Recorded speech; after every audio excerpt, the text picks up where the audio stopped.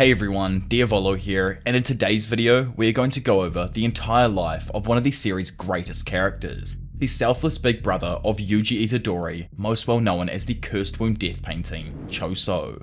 To do this, it's a way to how I do my entire story videos, going through arc by arc, but instead of covering the complete story, it'll just be the complete lives of characters who have a defined start and end in the series. Of course, spoilers for people who haven't been able to read the manga, but enough of me rambling on, as per usual. Let's kick things off with the history of Choso. So, around the 1860s, 150 years before the current date of 2017 that Jujutsu Kaisen is set in, Choso was conceived. He is one of 9 Cursed Wound Death Paintings, and being the eldest, was most likely the first one created. The only reason it was known as Noritoshi, and holds a very specific grudge against him for toying with his mother and siblings' lives. But we will touch more on that later on in the video. Of course, when it comes to how the hell they ended up at Jujutsu High, well, I assume after Kenjaku lost interest in his experimentations and stuff, Choso and his brothers were found by the sorcerers and stored at Jujutsu High, along with some of Sukuna's fingers. After the stuff that happened with Choso in the past here and everything, nothing can really even happen with him for the next 150 years due to him and his brothers being locked in a vault inside Tengen's Tomb of the Star area. However, once we do reach the very end of the Goodwill Event arc, the true reason behind why Geto's group ended up attacking Jujutsu Tech was revealed when we saw Mahito take Choso and all of the other cursed wombs with him. Probably some fingers as well, but I don't actually know. Funnily enough, he kind of did reunite them all with their dad, but it's not like even Choso remembers that for the time being. The next time Choso makes an impact on Jujutsu Kaisen or is seen in the series is during his brother's own death painting arc. During this section of the story, Choso and 2 of his brothers are given bodies by Mahito. After gaining a physical form, Choso and his brothers decide to side with the cursed spirit as they think that the world the cursed spirits envision would suit their family more. Later on, he's then seen playing the Game of Life board game with Suedo Geto and Mahito when, sadly, he senses the death of his brothers. This moment is obviously an extremely upsetting one for Choso, and has for, a very long time. Not that they had many things coming to them while they were locked in Tengen's cage, but either way. Moving on and into the illustrious Shibuya Incident Arc, Choso makes his next appearance during Gojo's battle against the Disaster Curses. Having teamed up with the Disaster Curses and still with, Geto's group or Kenny's group, Choso and the group block Gojo's exit and surround him with an overwhelming number of civilians. Kicking shit straight off, Choso launched an attack at the Six Eyes user using his blood manipulation technique. However, Gojo blocked the attack with ease and moved back onto the cursed spirits at hand. Not really that concerned about the battle himself, Choso then watches as Hanami and Jogo take on Gojo. This Jogo-Gojo part always catches me off guard every single time I mention Jogo and Gojo. It's just like my brain. They need to be one, man. During the moment where Gojo rips the branches out of Hanami's skull, Choso tried to take the opportunity and attack Gojo. However, the ability failed to connect because, obviously the fact, bro's Gojo. Instantly after dropping Hanami to the floor like a bundle of sticks, Gojo then turns his attention to Jogo. Choso attempts to assist Jogo by attacking Gojo, but his techniques all end up failing against the superior sorcerer. After more humans are then thrown down onto the scene of the conflict, Choso sends a fewer of the fodder civilians to the Shadow Realm with a shot from his piercing blood. Being distracted by Choso's murderous rampage, Gojo responds by activating, greatly stunning Choso with the influx of infinite information. So, I'm not exactly sure how long Choso's brain is fried here, but after he finally recovers from, the domain's effects and everything, he makes his way over to Kenny and Mahito's location. Since dude's brain was absolutely cooked, he arrived back to see that the group's plan was completed. Noticing that the prison realm had embedded itself into the ground, Kenny explained a function of how the prison realm worked to Choso. Since Gojo has such an overwhelming amount of cursed energy, the prison realm has to process it and actually cannot be moved during this time period. Skipping away from here though and moving on throughout the night of October the 31st, we get to the moment where Yuji screams out to everyone, informing them about what happened to Gojo. Also, having heard this, Kenny lets the cursed spirits and Choso know that the sorcerers are probably heading their way and they need to think up a strategy. Speaking up, Choso lets them know that he plans to avenge his previously failed brothers by killing both Nobara and Yuji. After he completes this, he then plans to leave Shibuya and pick up the rest of his brothers from Jujutsu Tech. Having never even heard of this, Nobara chick before, Jogo is fine with killing her, but adds that they have another plan for Yuji and will try and turn him into Sukuna. Not caring about their plan at all, Choso lets him know that he's gonna do it either way. Popping in on the convo, Mahito drops another plan and says that they don't even need Sukuna anymore, so it's probably fine to just go ahead and kill Yuji. Jogo, just annoyed at this point and disagreeing with Mahito, is completely cut off as Mahito proposes another fun idea. Whoever meets with Yuji first can decide what they want to do: capture and turn him into Sukuna or kill him. Wanting his revenge, Choso goes with the latter idea and leaves with the others to track him down. Moments later, at 10:10 PM, Itadori enters Shibuya Station. Unbeknownst to him, Mahito isn't the one lying in wait. Instead, Choso waits inside, ready to avenge his brothers Iso and Kichizu. Entering Shibuya Station now, Yuji notices the lack of people and hopes to himself that he's headed in the correct direction. Pushing forth regardless, Yuji goes down an escalator before coming to an immediate halt. In front of him, no one other than the eldest cursed womb, Choso, who, by the way, was in kind of a game with Jogo and Mahito at this point over who would be able to kill Yuji first, notices him and instantly gets ready to avenge his brothers.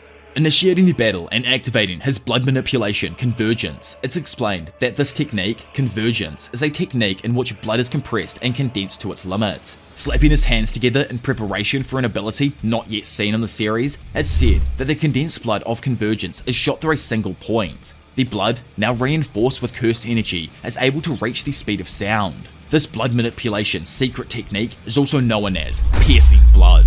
Catching Yuji off guard due to the sheer speed of Choso's shot, he's just barely able to chuck up his hands in time to block the drill-like bullet.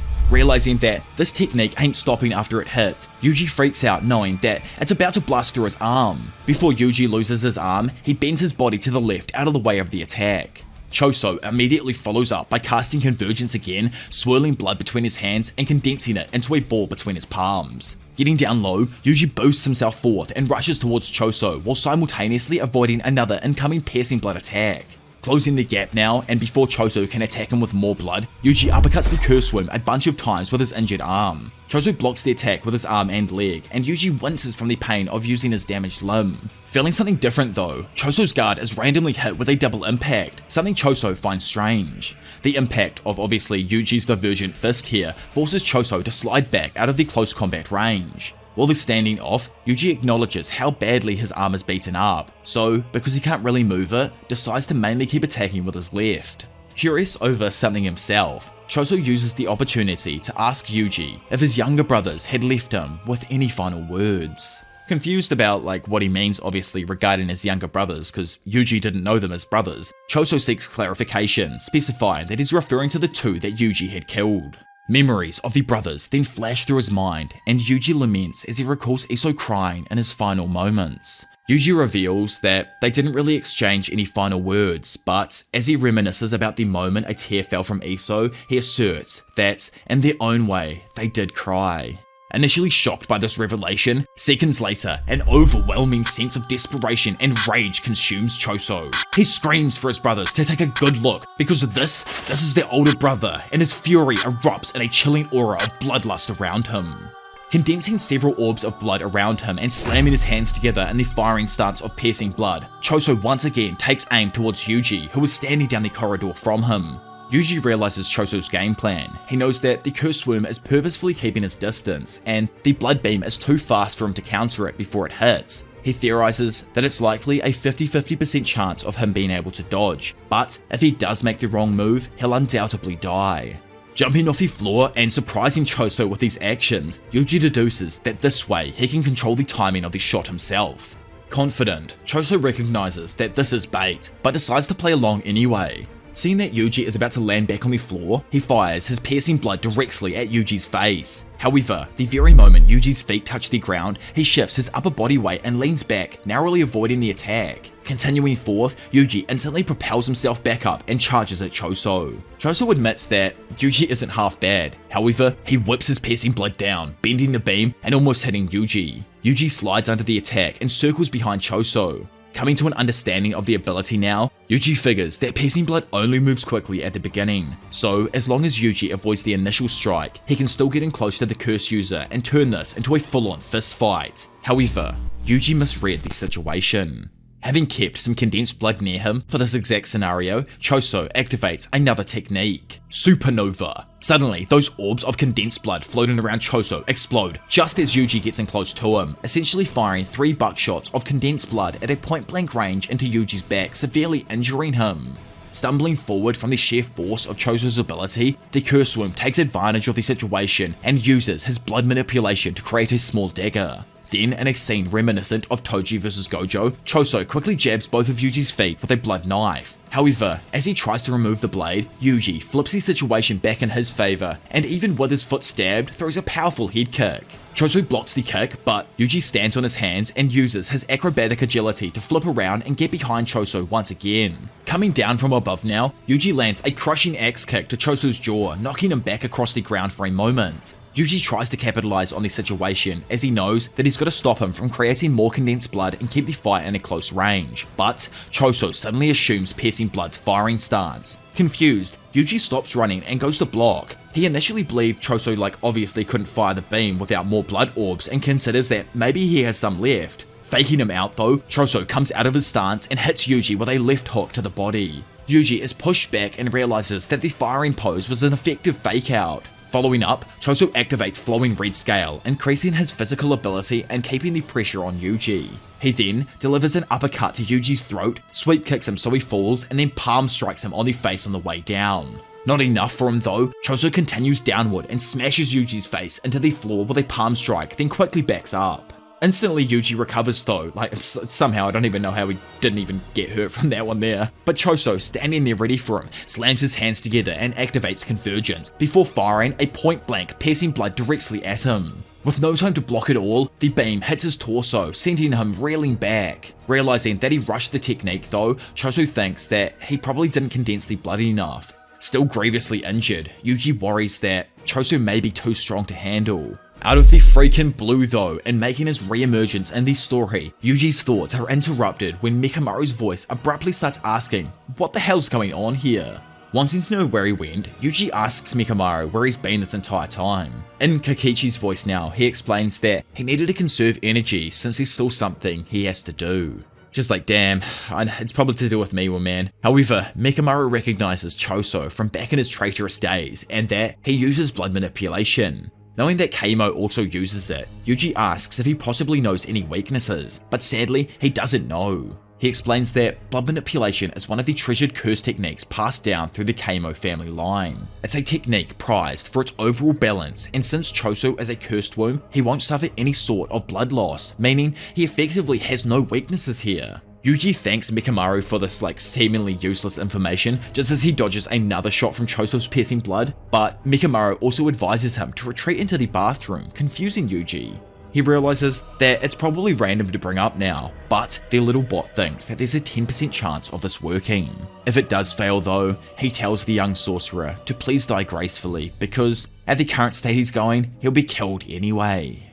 Listening to the big mech, Yuji makes a mad dash to the bathroom. Choso thinks he's a freaking nutter for running down a corridor with only an elevator and bathrooms. No matter where he heads, it's like shooting fish in a barrel for him now. Once he hears the damn racket coming from inside though, Choso was spooked by these strange sounds and remembers that Yuji did kill his brothers, so he definitely isn't a fool.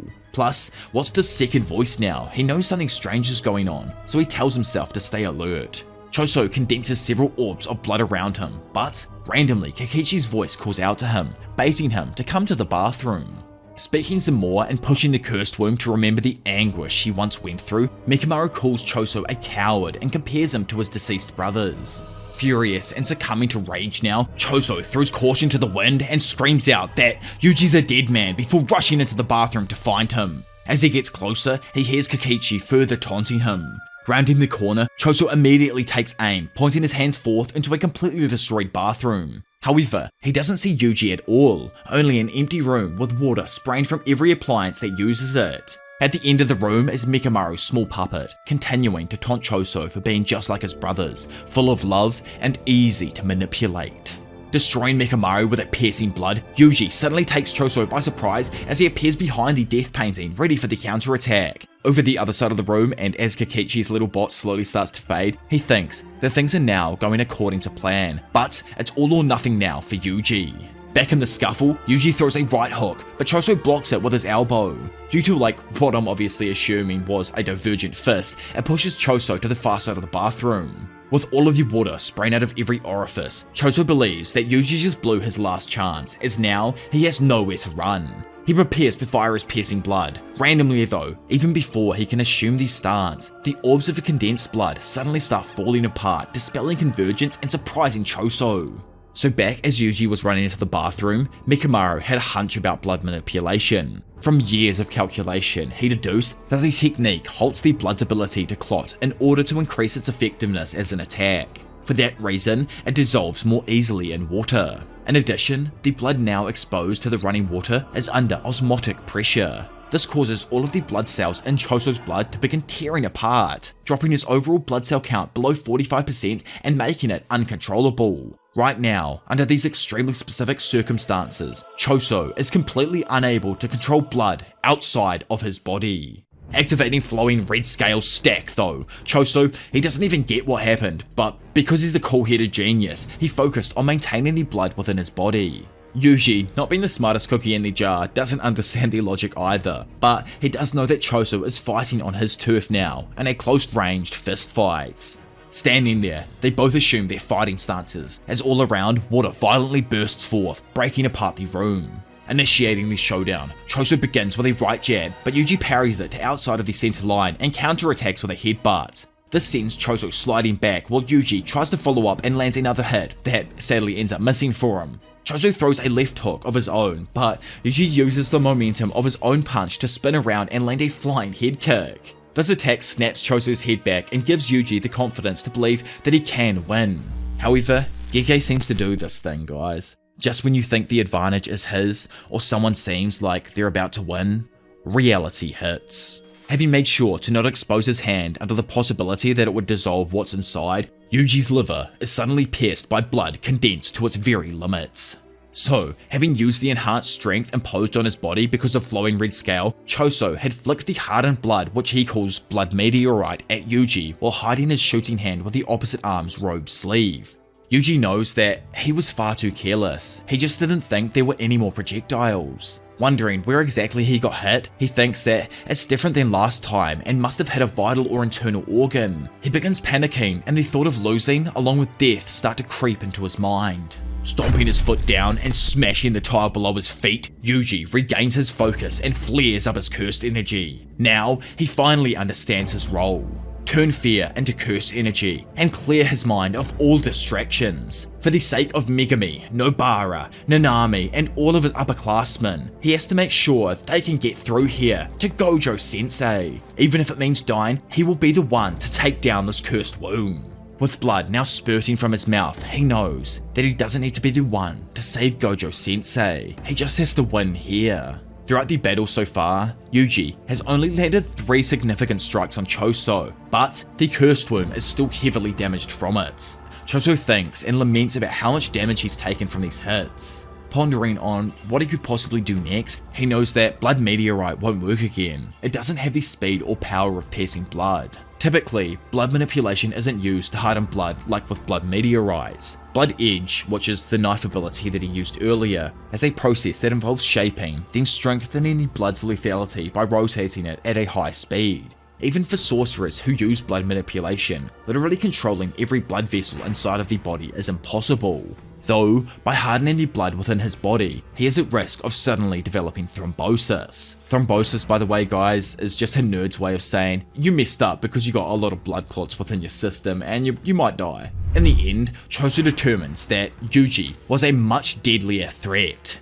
Reactivating his flowing red scale and telling Yuji to come at him, the two fighters engage in battle for the final time. After a quick flurry of strikes, Choso leads with a blood-hardened hammer fist from above. Yuji parries it downward and they exchange some more blows in quick succession. Yuji predicts that Choso's next attack is coming from the right and blocks it successfully. Then he foresees Choso's going for the sweep kick and avoids it. Running into one of the bathroom stalls and slamming the door, Yuji then locks it, confusing Choso who stands there utterly baffled outside. Before suddenly, Yuji bursts back through, landing a fat, double-footed drop kick to the face. Choso just narrowly blocks the kick with his hardened hand, but Yuji isn't finished yet. Having an otherworldly grappling prowess, Yuji puts Choso's head in a flying scissor hold and proceeds to throw his opponent across the room. Choso lands back on the ground, still staggered, allowing Yuji to quickly follow up with a powerful right jab straight at the cursed womb's face. Getting to his feet in time, Choso somehow blocks the punch with his hardened arm.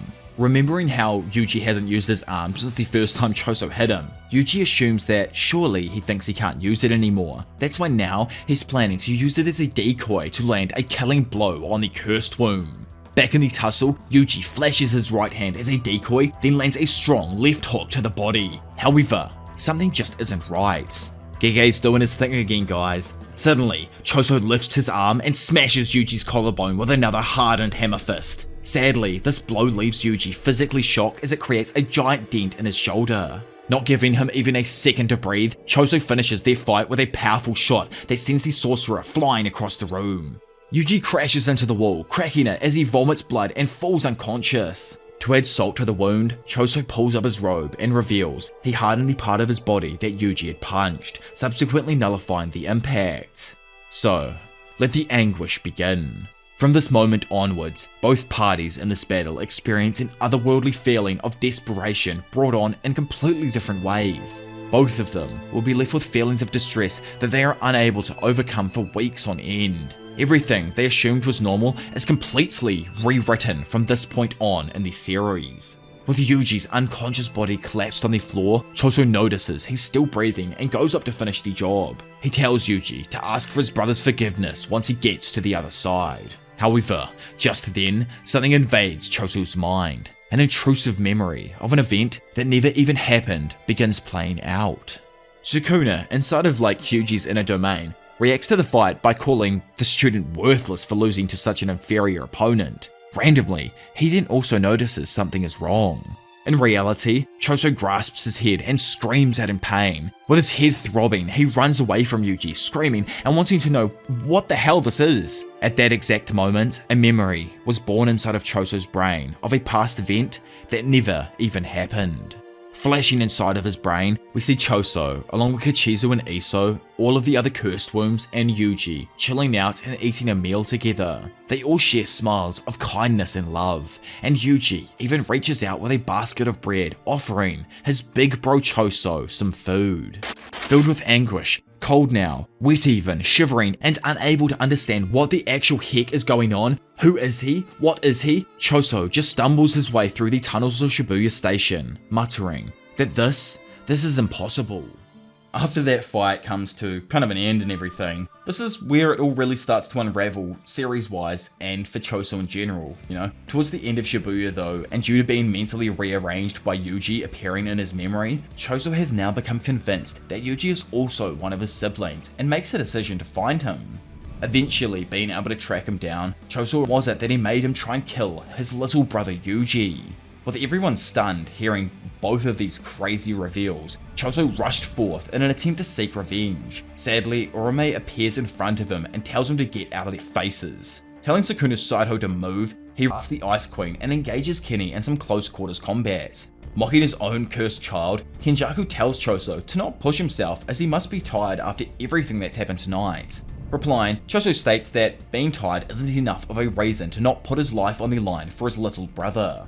Behind and watching the scuffle happen, Momo, the modern day Noritoshi, Yuji, and Panda all start to launch an attack at Kenny, trying to take advantage of his current fight with Choso. Sadly for the group though, Orome reappears and manages to freeze everyone with Frost Calm. Having been caught by the blast as well, Choso says that the ice isn't enough to hold him and attempts to use Flowing Red Scale to escape. Quickly halting his escape though, Orome threatens to kill him if he moves. Yuji, who was the only one who wasn't frozen during this process here, is able to slip in and free his big broski. With a moment free and still not sure about his true intentions, Yuji asks Choso if he is really their ally, but bro denies it. Instead, he tries telling him that he's his older brother and even asked him to just try and give calling him big bro a go, just once. Finding no success with that, Choso then watches as Momo tries using her wind scythe technique, but fails and gets fodderized by Orome, literally blocking it with her palm.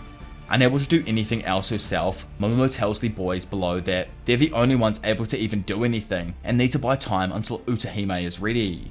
Sadly though, Orome uses her ice fall ability. Yuki's what type of girls is he into? A few moments later, and after a few more things happen, with Choso somehow still being unable to move, he watches as Kenjaku activates a countrywide idol transfiguration. Randomly, Orome's ice shatters, catching her by surprise and freeing everyone else. Unsure as to what even happened, Kenny asked Urome to explain herself, to which she does. She reveals that it was most likely poison from the original piercing blood attack she got hit by. Unable to do anything about it, Choso watches in frustration as Kenny asks Sukuna if he's listening, before going on to say that the golden age of Jujutsu sorcery is beginning once more. The next time we actually catch Choso and in the very beginning stages of the Itadori Extermination Arc. Here, and I'm imagining that they're still in Shibuya, probably not far away from where like Kenny did his whole idol transfiguration thing. Choso finds a severely depressed Yuji sitting on some steps and asks how his injuries are doing. But Yuji says that he is fine because of Sukuna, but can also tell that he is growing stronger inside of him. Choso says that he will be fine by himself while he collects the remains of his other family members and tells Yuji that he can return to Jujutsu High. However, Yuji replies that Sukuna has something planned for Megami and that he himself has killed too many people, which again reminds Choso of his murdered brothers. Calmly, he says that it was a misunderstanding and that forgiveness isn't involved when it comes to brothers. Then as the two head out to deal with more cursed spirits, both Naoya and Yuta are seen moving out to track Yuji down and kill him.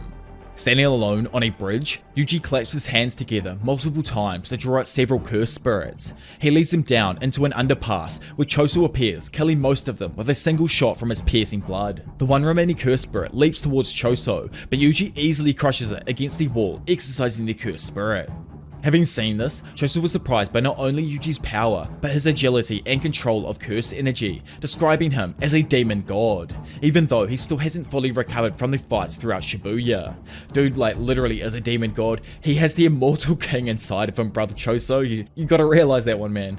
He calls Yuji impressive and addresses him as his little brother once again, which, you know, I absolutely love. Yuji asks if he is going to continue doing that, and Choso answers that he will, adding that Yuji's father had stitched on his forehead, which is obviously implying that Yuji's father would have been Brain-kun, and like, oh my lord, I don't even want to talk about the crazy ass implications that this would throw into the story. Like, if it is true, it's just mental. Suddenly, Naoya appears above them and notes that he doesn't see Megami. As the two below notice him, Naoya asks if they plan to run. Hearing this though, just leaves Yuji slightly concerned, as he doesn't know why he would. To which Naoya reveals that Yuji's execution will now resume since Gojo is no longer around to protect him. Taking all this in, Yuji then remembers Ino's words about how there are many sorcerers Gojo has saved by protecting them from the higher-ups. Naoya tells Yuji that he doesn't care whether he lives or dies, since his business is with Megami, but states that he can't allow him to be moving around freely, so instead he will incapacitate him and wait for Megami.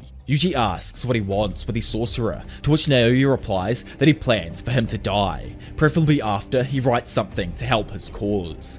In that instant, Naoya leaps down, and although Yuji notices his technique, he is unable to avoid a punch to his face, which sends him sliding back. Before Yuji or Choso can move into land ahead of their own, Naoya quickly jumps away and tells Yuji that he is stronger than expected, and also wonders to himself about the identity of the random man with him. Naoya goes on to ask the two if he should increase his speed, but all three of them suddenly stop when they feel an overwhelming presence. Yuji initially thinks that it's Gojo, but then describes it as something far darker and creepier. He looks up and sees the big man himself, another of the extremely freaking rare special grade sorcerers, Yuta, who calmly prepares his katana while commenting on the fact that Yuji is not alone. As Yuta unsheaths his katana, Yuji asks who he is, and Choso seems to recognize his objective. Yuta jumps down from the balcony and destroys a portion of the wall on his way down, leaving both Choso and Yuji dumbfounded with the show of destruction.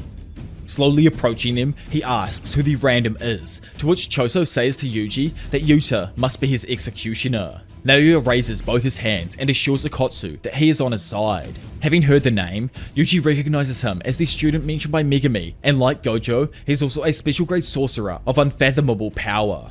Naoya introduces himself as Maki's cousin, saying that his objective is to kill Yuji as well. He assures Yuta that he won't interfere, but goes to ask for something in return. While they do this, Choso whispers to Yuji that he needs to run away since they still don't know the trick to Naoya's speed. Yuji asks if he will be okay holding him off, and as he releases blood manipulation, Choso tells Yuji that he has to focus on getting away from Yuta, pointing out that if he tries to fight someone of that strength, he will be killed no matter what. On the other side, Naoya asks Yuta to hold off on telling the higher-ups if he does kill Yuji, revealing that he is bait for someone he intends to meet. Back with the brothers, Choso whispers to Yuji that he will meet him at yesterday's spot, to which Yuji agrees. Then quickly after Yuta agrees to Naoya's plan, leaving Choso to him, everyone suddenly makes their move, with Yuta instantly sprinting past Choso towards Yuji. Choso attempts to slow him down with a piercing bloodshot, but Naoya manages to interrupt the attack. Yuji sprints away from Yuta, each being caught by surprise at the other's speed. As Choso wonders if they guessed his last move, he readies up his blood manipulation once again, but Naoya quickly strikes him before he can use it. Although he is unsure as to why Choso has the blood manipulation ability, Naoya remains unfazed by it, with the exception of piercing blood. He ends his explanation since the rest is obvious to him, telling Choso that it's now time for him to die. However, Choso's mood changes as he becomes serious, and he asks Naoya if he thinks he will leave alive after he just tried to murder his little brother. Back in the underpass, with another of the parallels, just gonna add in some more of my own brain cells right here, but I don't know why it's taken me this long to realize both parties in this arc are like parallels, or like opposites of each other, in the regards that Choso loves his siblings while Naoya despises his. Yuta has Rika and Yuji has Sukuna. I find it pretty interesting how Gege always seems to have a bunch of differing themes going on throughout each arc, literally all at the same time. Anyways, Choso struggles to keep up with the speed of Naoya, who uses his basic pitch version of projection sorcery to dart around and hit Choso with a hard punch to his guts. Reeling from the attack, Choso tells himself that he has no clue what kind of curse technique Naoya is using, and that he most likely won't reveal it since he is winning so easily.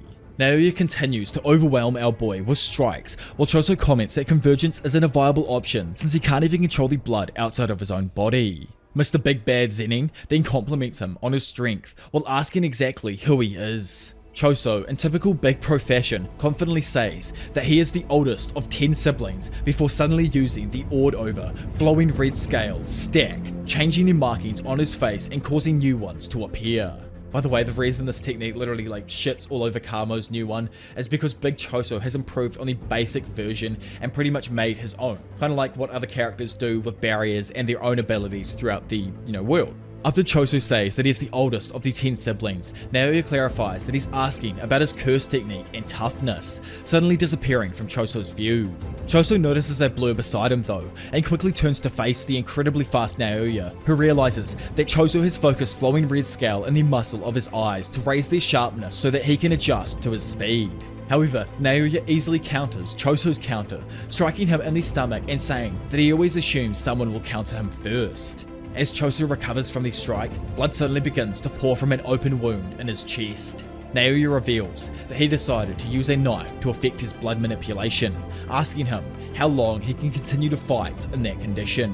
Oh boy, Naoya kinda messed up here with just one damn thing. He disrespected his younger siblings and doesn't even truly realize what Choso is as well. I can't even believe that at this point. Choso looks like a pale zombie. Anyway, Choso commends his plan while Naoya continues talking about how using hidden weapons isn't considered cool. He adds that many do carry them around and are often dependent on them, saying that the way in which his older brothers show off their weapons is pathetic, and how he was always disgusted at the fact they feared Toji. Choso mentions Naoya's dislike for his brothers, and Naoya says that the older brothers who are weaker than their younger brothers should just hang themselves and die, since they are pointless. Which is so freaking wild, man. This guy's mind is so damn broken at this point. He needs help, man. Someone help him. Choso replies that Naoya may be the way he is now because of his brothers and the way they treated him, to which Naoya scoffs at Choso's cliche reasoning.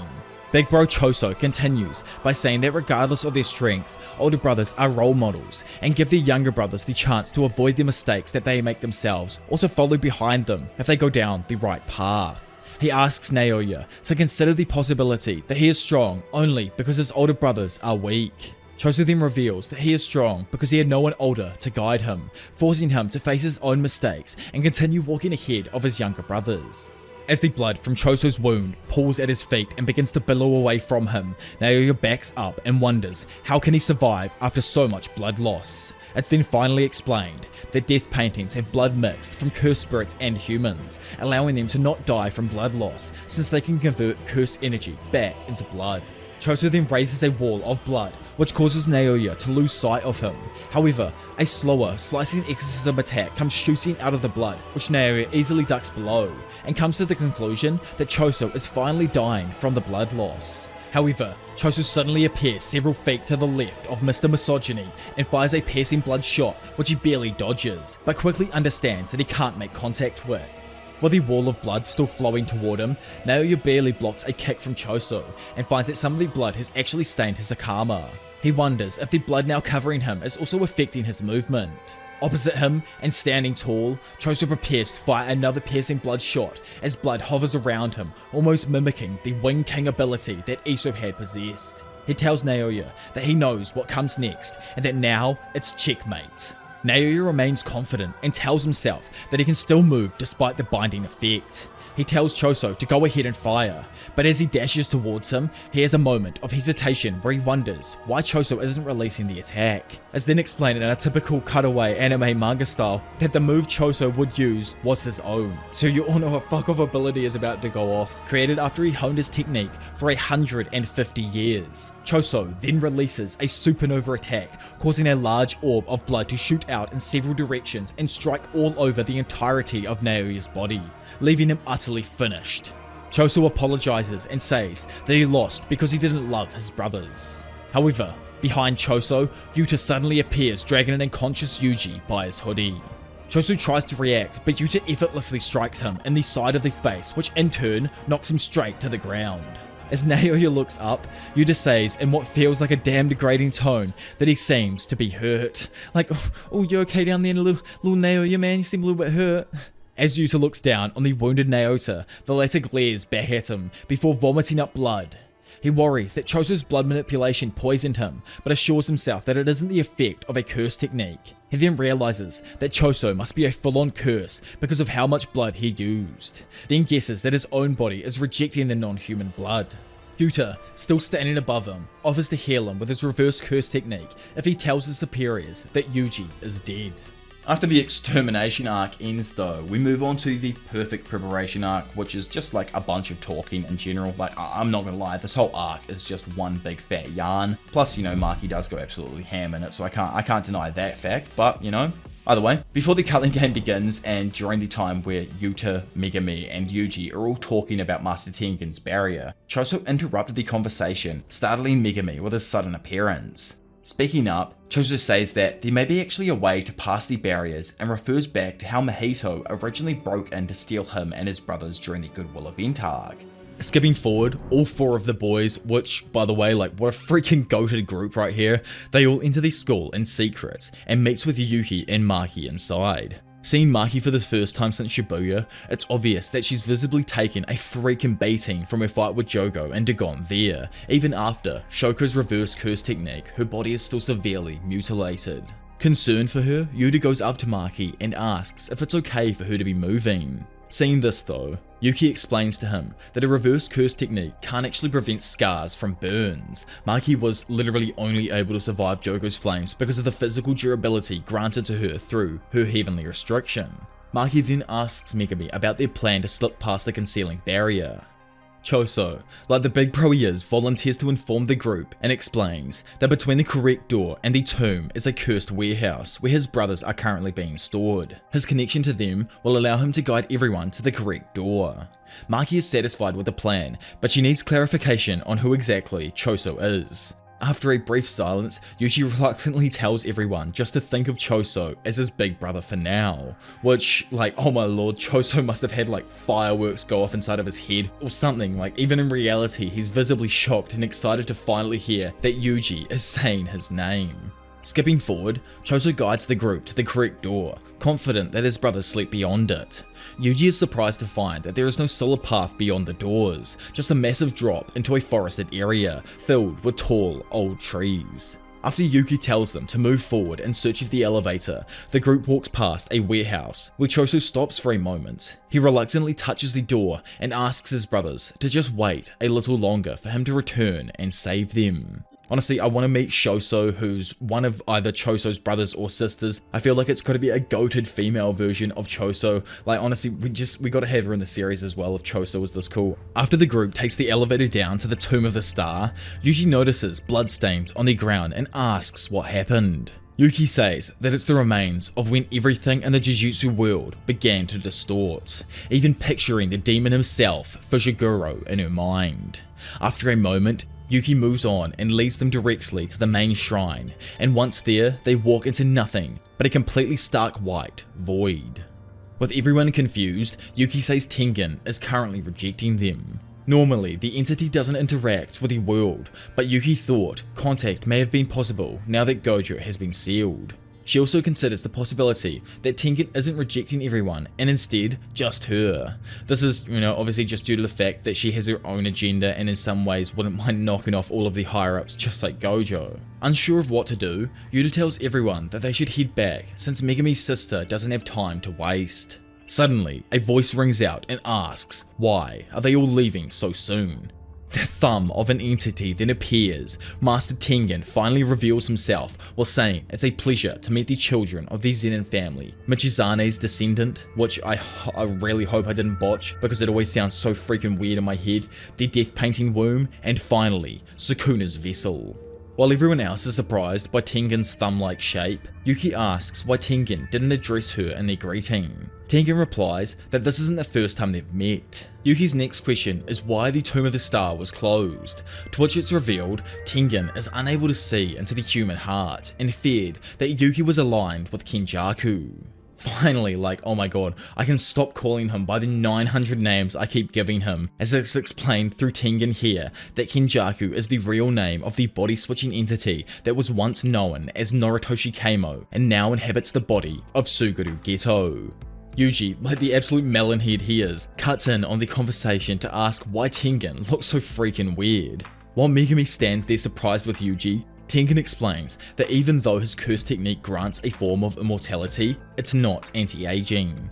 11 years ago, when the Star Plasma vessel failed, Tengen's aging process accelerated, and the self-awareness it had as an individual diminished. Therefore, it was forced to evolve, and now technically has become one with the world itself. Which is a lot to take in and has so many implications in the story that have even yet to be explained. What even is this evolution he was meant to go through? Why was it considered bad in the Gojo past arc if he didn't assimilate when now he can still control the barriers and all of that kind of stuff? Anyways, Megami and Yuta get to the point and ask about Kenjaku's objectives, along with unsealing Gojo from the prison realm. Tengen goes on to say that he will provide information on one condition. At least 2 of the 3 people present that are special grade must remain at the Tomb of the Star to serve as guards. Since the lot are kind of confused as to why, Tengen explains that Kenjaku wants to force the evolution of all of the people in Japan. But he can't do this while Tengen's barriers are active, because that requires an insane amount of cursed energy. Starting an evolution of that scale using a curse technique is utterly inefficient. Instead, the method Kenjaku has chosen is to merge Tengen with mankind itself. Since evolving into this new state, it is now possible for Tengen to merge with someone who isn't the Star Plasma vessel. Any human who merges with the Tengen evolves into something beyond a sorcerer that is both there and not part of the physical realm at the same time. Tengen stabilized and maintained self-control even after evolving, thanks to the barrier techniques, but says the world would end if anyone merges with him. It's explained that there would be no boundaries between individuals and the impurities of millions of humans would flood the entire world. What happened to Tokyo would engulf the entire planet, resulting in a world of cursed spirits. What's actually insane is that Tengen also can't refuse the merger because the failed assimilation has caused them to turn into more of a cursed spirit than a human being, which is obviously a perfect target for someone with curse manipulation. Due to the threat of Kenjaku coming to unseal the tomb, the corridor is rejecting everyone that approaches, hence, the White Room. Kenjaku was the one who set the plan in motion that stopped the merger 11 years ago. It was also involved with Sukuna over 1,000 years ago, to which Yuki wonders why is he making a move just now. It's said that the Tengen, Star Plasma Vessel, and Six Eyes are connected by fate. Kenjaku has been defeated by 2 different Six Eyes users in the past, and after his second defeat, he managed to kill the Star Plasma Vessel and the next Six Eyes user the day after they were born. Yet despite all of these efforts, they still somehow appeared on the day of the merger with Tengen. Being left at a dead end made him switch to the method of sealing the Six Eyes instead of attempting to eradicate it completely. However, in a turn of fate that neither Tengen or Kenjaku ever expected, 11 years ago, the heavenly gifted demon, Toji Fushiguro, intervened. A man who escaped curse energy entirely and therefore was not bound by the chains of fate that affected the Jujutsu world. In effect, Toji destroyed the destinies that bound Tengen, the Star Plasma Vessel, and the Six Eyes. Then along with Toji came Suguru Geto, a boy who just happened to be able to manipulate cursed spirits. Then, after what could have been 1,000 years worth of research, Kenjaku secured the prison realm 6 years ago, and all his plans fell into place. So in all actuality, this game is a ritual to ready the people of Japan for a massive merger with Tengen. It uses the player's cursed energy and their barriers to transfer everyone to the other side. Through these weird vow-like customs, Tengen can be forced to merge with all of humanity. In order to pull off something of this level, Kenjaku has restricted himself with these binding vows. One stipulates that he is not the game master, so even killing him will not end the game. Instead, the only way that it can end is once all of the players are dead and there are rules in place to ensure that nothing can interrupt the original ritual. The other best possible course of action for them would be to expend 100 points to add rules where Megami's sister and others who are unwilling to participate can escape the game. Freeing Satoru Gojo would also be extremely ideal, but before Tengen reveals how they're able to do this, it requires the group to pick 2 of them to serve as guards. Oh my god, like big thumb dropping a truckload of freaking insane information that changes the entire landscape of the world. Like, it truly goes to show how much time and effort has gone into this plan on Kenjaku's side. Even now, if he dies, his plan is still in place and he expects that he will come out on top no matter what. Following this, Yuki and Choso volunteer themselves, as Choso knows Yuji will need Yuda's help, and this will also give him a chance to protect his brothers, should Kenjaku come for Tengen here. Yuki also isn't finished talking with Tengen either way, and would like to stay back if that's meant with the others. Wanting to be around everyone else, Yuta happily agrees with the plan. After thanking them, Tengen then proceeds to take out the back of the prison realm, explaining that it is a separate cursed object that will be necessary in unsealing Gojo. After Kenjaku found the front, he had the back, but Kenjaku now bears complete authority over the prison realm as the bearer of the front gate, and can block them from accessing the back. Breaking it open is instead the only way, and would require curse tools that can cancel curse techniques, like the inverted spear of heaven or the black rope. However, both of those were lost in separate battles with Gojo. So, like, obviously for those who don't know what these are, it's the blade that Toji used in his fight with Gojo 11 years earlier in the Gojo Past arc, and the black rope that Miguel used against Gojo during the night parade of 100 demons in Jujutsu Kaisen 0. But you know, anyways, in an attempt to look for more of like that rope, Yuta had already been searching in Africa with Miguel, but sadly to no avail, as it takes centuries for them to create something like it. However, there is still one way to get into the back of the prison realm. 1,000 years ago, there was a female sorcerer who called herself Angel. She possessed a curse technique that could extinguish others' curse techniques, pretty much nullifying them. Her name is Hanakurasu, and she's been incarnated as a culling game player. Honestly, this character poses so much of like a curveball to the game. Why has Kenjaku decided to also revive or bring back this sorcerer? What's the specifications around her coming back and being a part of this game? There has to be some like reasoning behind it, allowing someone who would like pose a threat to the integrity of the game to come back and participate in the first place. Seems kind of whack, you know?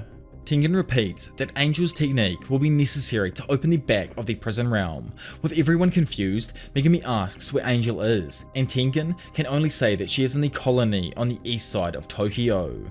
It is then shown that there are 10 colonies that are connected by barriers that form a line down Japan. This line of barriers will merge everyone in Japan with the Tengen and transfer them to the other side. Hokkaido isn't actually included because it's already been established as a sacred area that has been assimilated. Which is like, what do you mean by that? Is Hokkaido reminiscent of ancient Japan in regards to the cursed spirits and fights that are currently going on there? Anyways. This whole mental idea of evolving humanity by merging them with Tengen's current state is extremely complex and sounds somewhat exaggerated. However, this is only a testament to how serious the situation actually is. Tengen then reveals that a curse had in secret merged with every single person in Japan in preparation for the merger, and believes it will now only take about 2 months to fully complete the ritual. The group then goes over the rules of the Culling game once again. The first rule states that players must declare their participation at any colony of their choice within 19 days. Currently, it's 9 AM on the 9th of November, and all players have awakened their curse techniques around midnight on the 31st of October, which was when Kenjaku initiated the countrywide idol transfiguration. This only gives Megami's sister 10 days and 15 hours to declare participation in the Culling game. The second rule states that anyone who breaks the first rule will be subject to curse technique removal. Maki had previously talked with Shoko about this rule of the game, believing that curse technique removal implies that it's not through idol transfiguration or a binding vow, but instead she thinks that it must be something that must happen to the user's brain, which would in turn kill them. As if it was a vow, all players could simply refuse participation. Tengen confirms Shoko's theory, meaning that people like Maki, who currently don't even possess cursed energy, aren't actually at a risk of dying.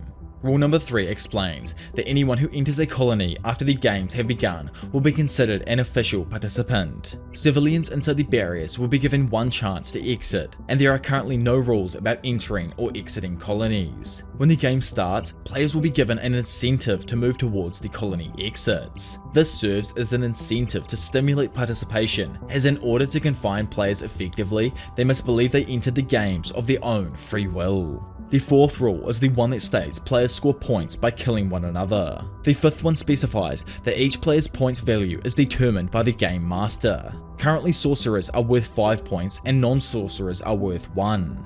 Having just heard of this game master, Tengen explains to them that each player receives a Shikigami, known as Kogain. This creature serves as the game's interface, while the game master serves as the program that runs it in some way.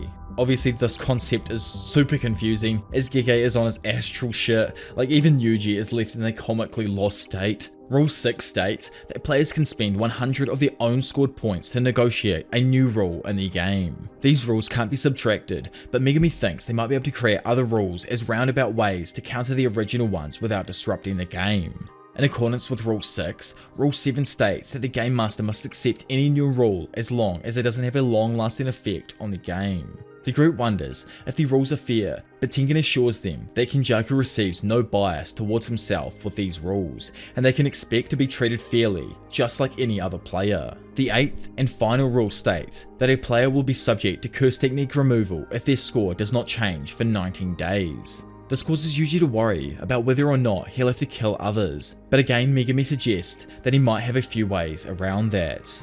With all the information thoroughly reviewed, Maki then begins to go over everyone's role. Yuki and Choso will remain at the Tomb of the Star, while our girl Maki will return to the Zenin clan to collect the missing cursed tools. Now that Megami is the Zenin clan's leader, Maki will be able to use this to her advantage to get them. Maki then inquires about the location of Juzo Kamiya's workshop, which she will go to before recruiting Panda to the group. This Juzo dude in his workshop is the guy that Gakuganji fought, and the one that Gojo later absolutely mangled, like broke all his limbs. They must have interrogated him for the location of his workshop where he made all his weird ass tools and stuff. Anyway, Yuta will instantly take part in the Culling game to gather information long before Megami's sister and the others have to join. Yuji will try to avoid nearby colonies to prevent collateral damage in case something happens, but because of this he might be out of touch since the barriers likely block phone reception. He quickly realizes this presents an issue as Yuji asks Yuta to kill him should Sukuna ever appear again. They both think for a moment until Megami says that Yuta can just kill Yuji if he dies first, but Yuji wants to try and prevent Megami's death in the first place. Maki tells Yuji and Megami that their role is to find Hikari Kinji, the suspended 3rd year, and to recruit him to their group. Despite his moody attitude, Hikari is apparently insanely tough, with Yuta going as far as to say that when he's riled up, Hikari surpasses everyone, even him, in strength. After this, everyone finally moves out, but not before Yuji thanks Choso for everything he has done so far. And while he waves goodbye, his big bro tells him to not go dying on him out there. Once the massive conversation, like I was telling you, this whole arc, the whole perfect preparation arc is just this massive conversation, plus like Maki going ham at the end. When it comes to the culling game itself, Choso doesn't play any massive part. At least that was until the final 20 or so chapters of it, where bro straight up showed us the true determination and drive he has to help Yuji and the other sorcerers succeed. For a brief moment though, we actually skip into, Tengen's lair and everything, where Yuki, Tengen and Choso all drank tea together. Choso told the other two ladies that he truly desired to fight Kenjaku. However, Yuki was adamantly against the idea. She was certain that if he did take part in the fight, then he would die. Eventually though, Choso did manage to bring her around and she agreed to even intervene in the battle, but only after Choso actually manages to get Kenjaku to reveal his innate technique. Skipping back now to the present day in Jujutsu Kaisen on November the 16th, Kenjaku manages to break into Tengen's barrier and confronts her. After hearing the megalomaniac explain his devious plans of plunging the world into complete darkness, Choso then makes his appearance and confronts the special grade sorcerer. While standing opposite his disgusting father, he states his intent to finally end him.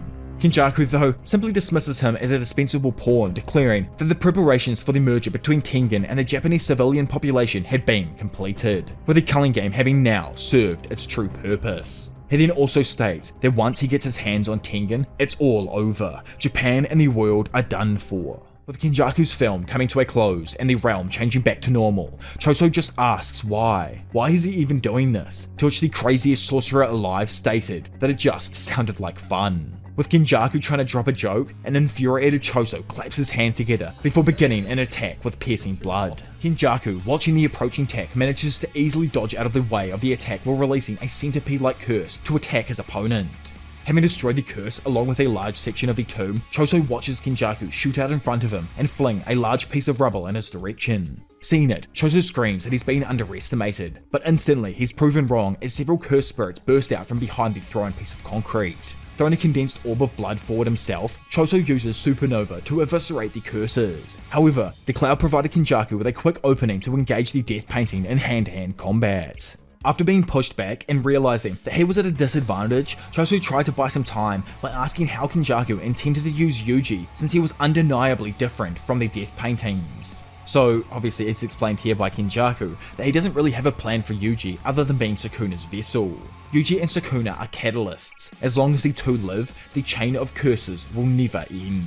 Choso, utterly enraged by his opponent's conviction that Yuji was the reason for all of this bloodshed, declares that it was Kenjaku whose existence fueled the chain of curses, not his brothers. Being taken off guard, Choso looked down to see some small curses tugging at him when all of a sudden Kenjaku takes the opportunity and pummels his face, sending him spinning backwards. Instantly following up, he stomps our poor boy's face and condescendingly declares that he's only been using low-level curses on him, but maybe that was unnecessary since Choso was so pathetically weak.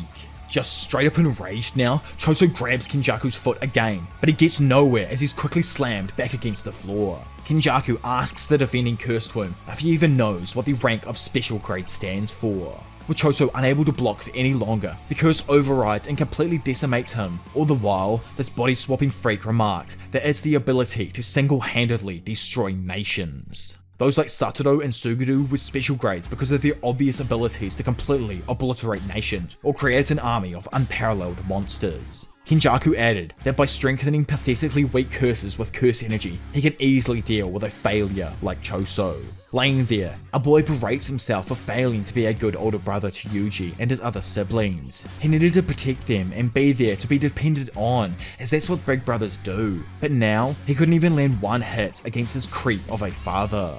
Man will never go down, and still, like the king he is, Choso stands back up, refusing to ever let his brothers' names be disrespected. Screaming, he demands all his brothers lend him their strength as he prepares to deliver a raging attack.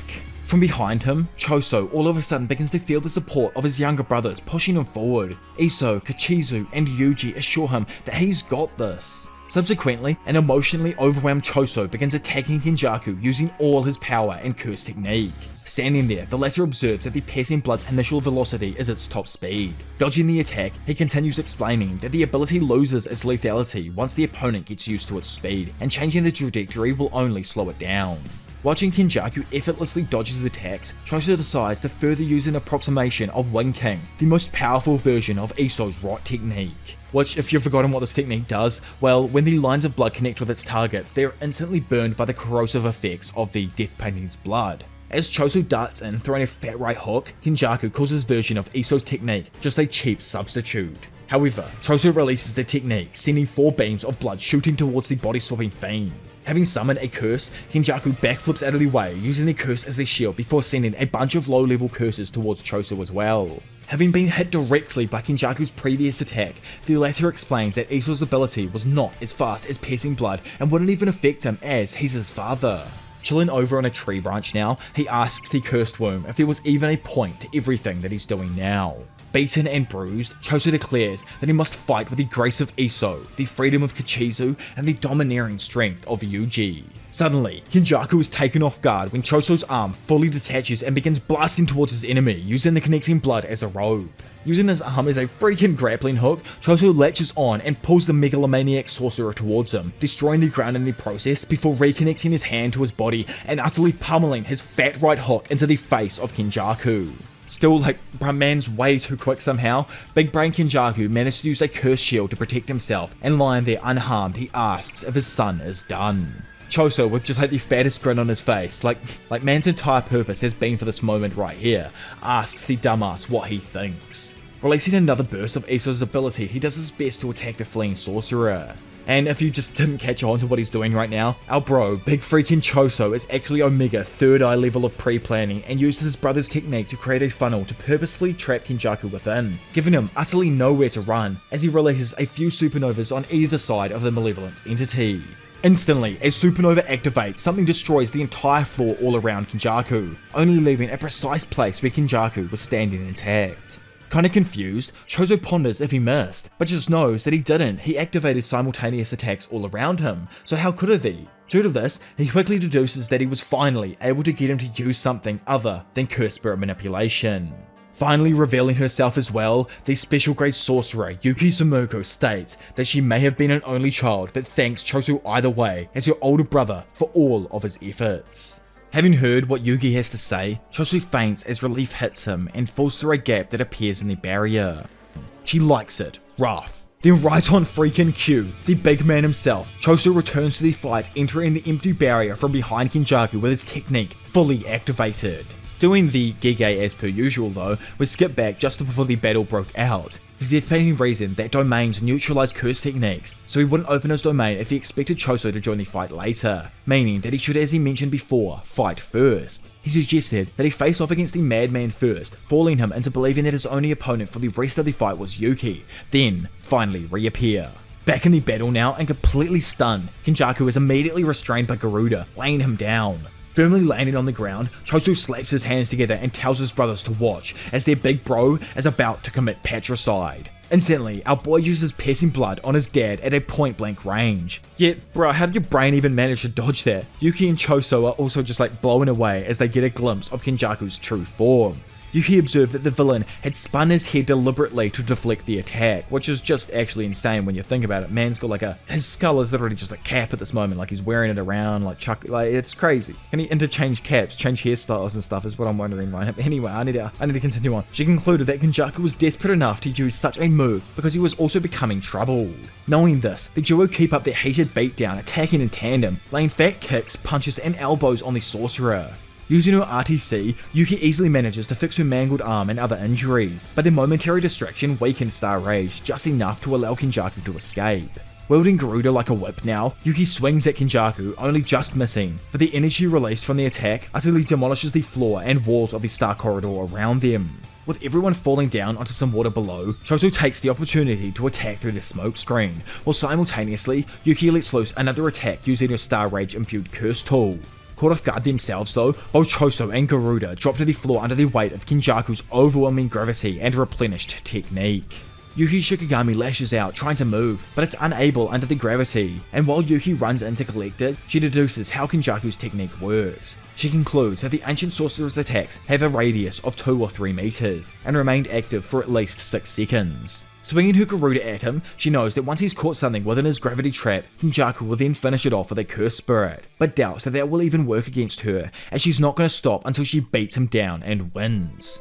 Though she should have honestly just won and not internalized it, as Kenjaku was able to parry off a vicious head punch before grabbing Yuki's arm and directing a miniature Uzumaki at her face. With Yuki completely fried from the point-blank blast, she begins to dart backwards, when all of a sudden Kenjaku follows up and forms another miniature Uzumaki while remarking that her density may have increased due to Star Rage, but her tensile strength didn't. Releasing the ability, Kenjaku leaves Choso screaming in horror as the attack tears straight through Yuki's abdomen. Really damn abruptly, we again fly into a flashback where our team is sitting at a bar. There, Yuki asks Choso if he didn't want to be there for Yuji, since it seemed like he was throwing his life away now. Not answering the question though, Choso asked if he's even human. He remembers thinking back to the time when his brothers took form, and realized that they would never be accepted by humans because of their deformed looks. So from this, Choso decided to live as a curse with his brothers, hence why he killed so many people in Shibuya, and why now he burdens himself with their deaths. Saddened with his choices, Big Bro Choso states that if he had chosen to live as a human, he wouldn't have lost them. Weeping, he wonders why he chose the easy path. Was it because he didn't want to see his brothers suffering as humans? However, a human then showed up who just happened to be suffering himself.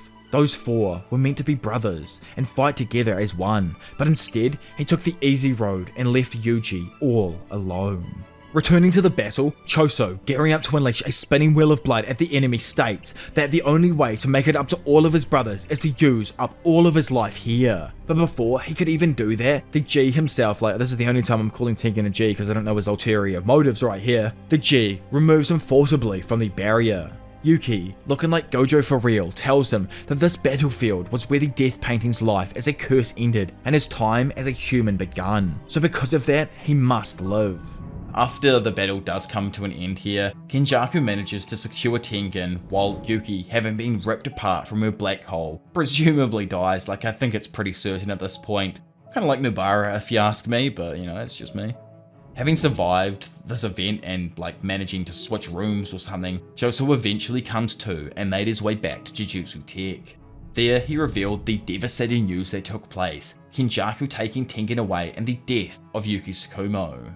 2 days after this, and during the moments that come just before the freeing of Daddy Gojo, Choso meets back up with his little bro and handed him something Yuki gave him before her passing. Probably during the time that, you know, like he and her were hanging out in Tengen's lair and whatnot. But either way, according to Choso, it was actually a book that contained all of Yuki's research on the soul. It's still never been fully elaborated on, but I also believe this book is what later allowed Yuji to suck in all of his older death paintings and gain their powers. Either way, and moving forward to, you know, just after they freed Gojo, an agreement was actually made between Gojo and Sukuna to fight on the 24th of December, giving each group 1 month to prepare. So skipping back now to the preparation for this battle, Hikari pointed out, as we all know, that both reverse curse techniques and domain expansions are vital to their upcoming operation. Speaking up, Aki lets him know that it's absolutely useless to her, annoying Hikari, who obviously wasn't even talking to her about reverse curse technique. When it comes to Yuji and Choso though, Big Bro mentions that he may have a way where he and Yuji could figure it out. Wondering exactly how all of the others regenerate their bodies with reverse curse technique, Choso inquires how they compensate for their lost blood. Hikari and Yuta both replied that it's more or less off instinct. However, Shoko says that she converts her curse energy into blood. As we know in Jujutsu Kaisen, there are a ton of people who can use reverse curse technique but can't heal anyone themselves. One fundamental reason for this is the difference in usage. Another reason can also be the body of the target refusing to be healed. Throughout the world of Jujutsu, there are just countless cases where the curse energy of the one healing rejects the process, and almost as many where the curse energy of the one being healed doesn't respond to the conversion. Hence why when it comes to Shoko herself, it's more or less a case-by-case thing when it comes to the effectiveness of her healing. Having actually thought that himself as well, Choso elaborates that his body allows him to convert curse energy into blood. This actually helps him a lot with overcoming the initial hurdle of learning reverse curse technique. In turn, if Yuji sucks up a few of his brothers, he should technically gain a body capable of that as well, alongside a few extra techniques, as we've seen so far. Plus, that ain't all. According to Choso, their bodies allow them to compensate for the technical aspects of reverse curse technique. This means that the main limiting factor behind the reverse curse technique is immense curse energy, which Choso doesn't really think applies to them at all, because, they're both stocked up with a lot of freaking curse energy. With this all said, Big Bro asks that he has someone switch with his current partner so he can learn off someone who actually uses reverse curse technique. Standing there, just kind of confused with what's going on, Yuji listens as Wee Wee butts in and explains how his technique is the teleportation of targets. If he is with someone, he can easily transport them to a place or person he's previously marked. How he does this is by breaking down the body and soul into two separate entities, then using the body as a box to transport its contents. However, if he has the permission of the individual, the box's contents can be taken. Or, in short, because that's kind of confusing, Lil Bro is able to swap the souls of two marked individuals if they give him permission. Wondering what's up with Yuji, he says that it just reminds him of the body manipulation abilities Mahito used to have. Curious and probably kind of freaked out, he wonders if the shape of the person's body and soul could be stretched if they swap. Letting him know that it isn't an issue at all and he doesn't actually need to worry, Wee Wee says he can swap the contents without the boxes ever opening. Pretty much saying that he doesn't need to worry about the soul being manipulated. Plus, on top of this, no one is actually able to tell whether or not the contents of an unopened box have ever been tampered with. Pointing out that Yuji's growth as a sorcerer has been insane, Kusakabe asks him if he knows why. Joking that it has to be his innate talent, Kusakabe kills the vibe by letting him know that it was his uncle. Obviously he doesn't know it's his uncle yet. Like in a sport, if he does certain moves over and over again, it'll sort of become a muscle memory. Since Sukuna operated his technique in Yuji's body, it means his cells likely remember the extreme special grade Jujutsu. Letting him know that they're going to be doing the same practice with switch training, Kusakabe says that he will first switch with Yuji. Once in control, he will hammer his curse energy manipulation and a foundation barrier, the simple domain, into his very core. Questioning if he's being serious or not, we find ourselves back during that month or so of training before all of these sorcerers started their bouts against Sukuna. Yuji reveals that his substitution training ended up being with both Yuta and, as we know, Kusakabe. However, with there only being a month or so before the battle, he asked Choso for any tips on how to use blood manipulation. Asking if Yuji knows about the convergence trick, Bro wonders if it's the one where you make it feel like you're weeing yourself. Popping in, Noritoshi says that it's the basis of how blood manipulation even works. It's a similar sensation to when you immerse your entire body in hot water and the heat gradually spreads throughout. He says that one needs to imagine the blood vessels expanding and creating the silhouettes of the body like heat. Noritoshi also mentions that convergence is a technique that compresses blood, so it's probably a good idea for Yuji to develop the sensation of holding larger objects in his hands. Personally, he thinks that with aluminium cans and clay appendages, these are probably the greatest options to learn with. A bit saddened, Choso thinks that it's actually a bit better for Yuji to have a basic understanding of how to stop bleeding first. After all, the blood manipulation technique will only be a basic medical treatment that will relieve pain without actually targeting the cause itself. I just realized I was reading freaking backwards for no reason. Either way, just before leaving here, Noritoshi finishes his explanation, causing Choso to scream out for Yuji to ask him about Supernova and how it works. Which is honestly just crack up, because it's a technique that Keimo doesn't even have, and Choso just wants to help his little bro out in some sort of way here. Pretty much we've inserted these flashbacks here, mainly for the fact that chronologically these flashbacks happen here and I wanted to add them into the story, as I said at the very beginning, chronologically and stuff. During the fight they do skip away to these moments and whatnot, but I've tried to take it out and make it flow a little bit better and everything. So, leave a like on the video. A lot of work goes into these bad boys sometimes, but we gotta do what we gotta do for our big boy Choso.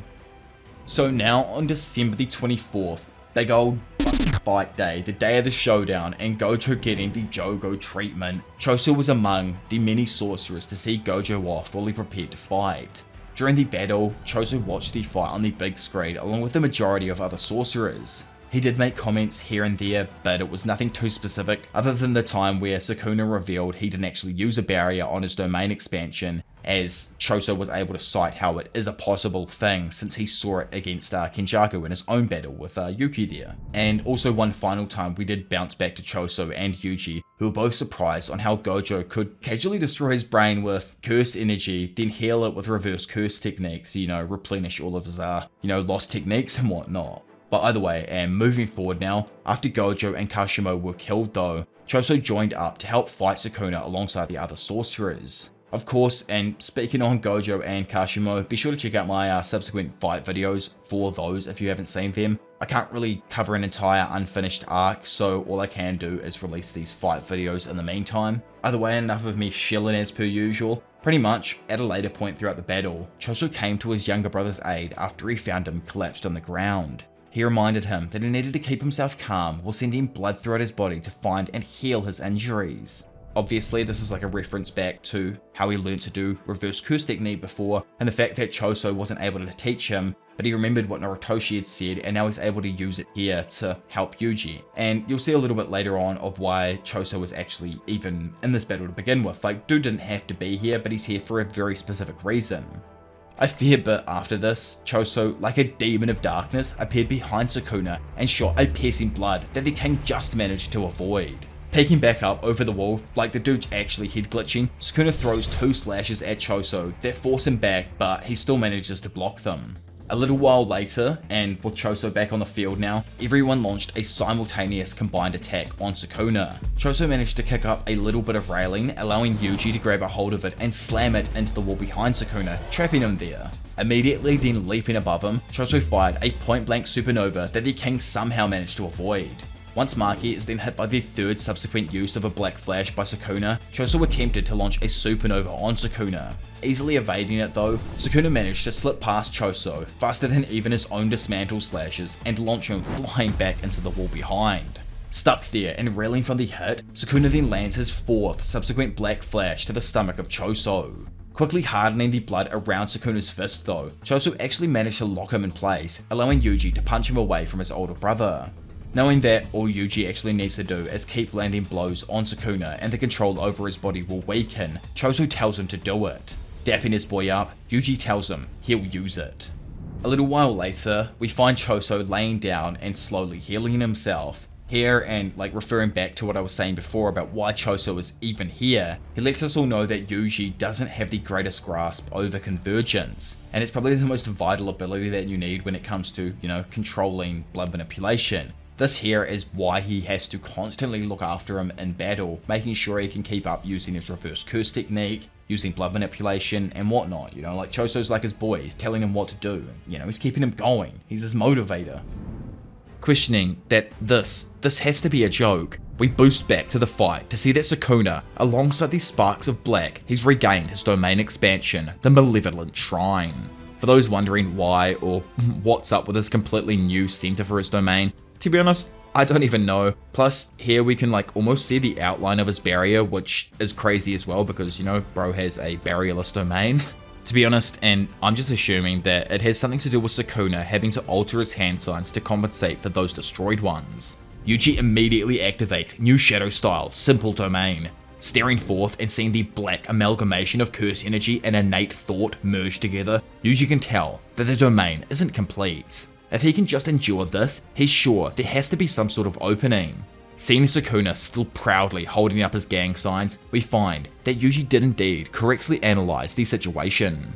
Maintaining the highest degree of difficulty, even at the 11th hour, Sukuna sent slashes flying throughout his barrier on a scale just as large as in Shibuya. To do this, he actually created his expansion in an outer shelled barrier. From this, the original binding valve that allowed an escape route has now vanished, and it not only resulted in an even tighter range with his techniques, but also changed the complete workings of his domain.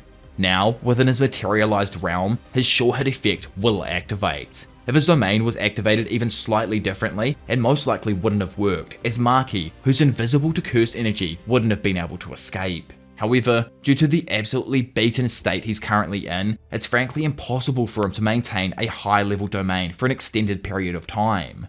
Thinking on the spot, Yuji guesses that it's probably going to take 90 seconds, meaning that in just 90 seconds, Malevolent Shrine will collapse, and if they can survive, they can finally win.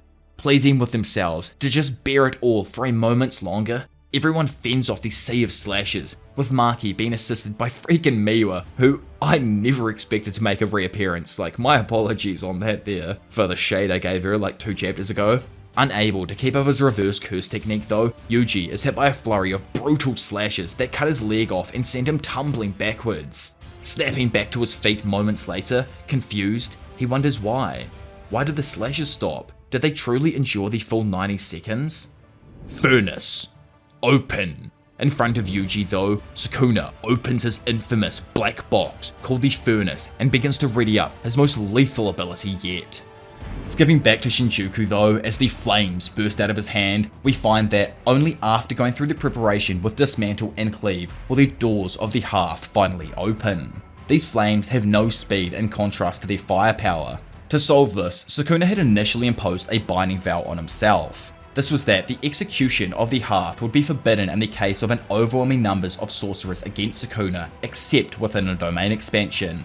Due to this said binding vow, all substances that have been turned into dust by the expansion of Sukuna's domain acquire an explosive curse energy equal to that inside of the hearth. On top of this, Sukuna has temporarily changed the specifications of the barrier, limiting the entry and exit of living beings, keeping the area of his domain hermetically sealed without reducing its overall curse energy outputs. By the way, for those of you that are confused on like what the hell hermetically even means, it just means airtight seal. Like, I could have probably said that in the sentence, but you know, like, I'm hella interested in what you guys might think, as I'm pretty sure it's kind of hard to have an airtight seal on a barrier with a barrierless domain. But maybe I'm just tripping right now and that's just me. Either way, as Urame, now taking on Gojo's odd win stance, tells Akari that victory is almost confirmed, we fly over to Yuji as he watches a large fire arrow unleash its terrifying power. The dust that was once there has now been transformed into a thermobaric explosive cloud that spreads rapidly to all corners of Sukuna's domain. As the fiery mass obliterates all around, we learn that due to the heat of Sukuna's stove, or furnace, or hearth, or whatever the hell we're calling it this week, a high temperature shockwave with an instantaneous and explosive transition, combined with the decompression and supercompression, leads to the complete and utter death of all living beings within Sukuna's domain. This here is the final secret technique of the King of Curses, Ryomen Sukuna. This is the exact same technique he actually used against Maharaga to annihilate him with one blow during Shibuya. Earlier on in the fight against Gojo, due to the changes that were made on creating Sukuna's barrier technique and the constant reductions in the area of effect, Sukuna had sealed away the hearth because he couldn't manifest its full power. Screaming out his younger brother's name, Yuji looks up to all of a sudden see Choso standing over him. Throwing out his hands, Yuji feels the constantly twisting wall of Choso's blood manipulation all around him. As Choso smiles, looking down on him, Yuji tells him to stop.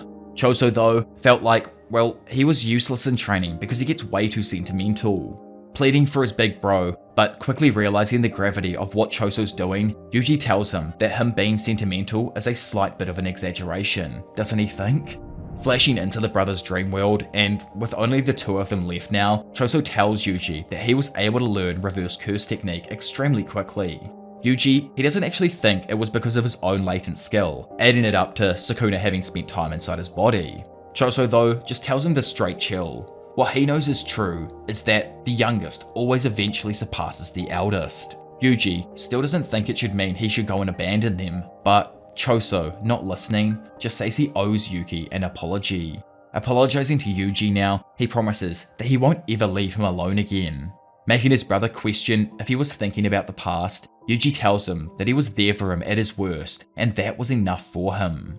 Realizing that he was right, Choso remembers back to a time where all of the brothers were still inside their test tubes. There, one of the brothers, possibly even Yuji, called out asking for their big bro, who comforted the group. He told them that they won't be bothered by the cold around them if they all talk together for just a little while. Running together now through the darkness, Choso wonders if the 150 years he experienced in the tube was only a few days for Yuji. Back in reality, a crispy and barely alive Choso thanks Yuji for being his little brother.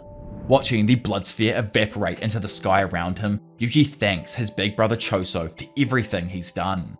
Looking around as the smoky environment begins to clear, Yuji calls out, but doesn't hear anything and starts to wonder where everyone is. So I don't really know what to say about the death of Choso. Obviously, like, I'm making this entire video here, and people who have been watching me from way back when I released my Shibuya Incident Arc know that he's probably the character I vibe with the most on a personal level in the series. I know it wasn't just me though. Anyone who's probably the oldest sibling in their family can at least attest for me down in the comment sections that Choso, whenever he speaks about protecting his brothers, just lights this fire inside of you that makes you want to do the same thing. His death was a pure sacrifice for his little bro, and goddamn, I hope it pays off in the end somehow or another. I think every sacrifice someone has made and died from has always been family related throughout Jujutsu Kaisen. It has only actually happened twice, like a sacrificial death with Maki and Mai, and now here with Yuji and Choso. Other deaths, like, have been similar for sure, but they're impactful, or if not, like, behind Mai and Maki's the second. Now, it's gotta be the most impactful death throughout Jujutsu Kaisen, just for the fact that Yuji's the main character, bro. Like, Maki ain't the main character. You can't supersede that. Rest in peace, Choso, and of course, if you all enjoyed the video, then be sure to leave a like and subscribe. Plus, feel free to check out the Patreon and get early access to content for as little as like $2 a month. Either way, enough of me rambling on. For now, it's been your professional degenerate Diavolo, and I will see you all in a bit. Bye.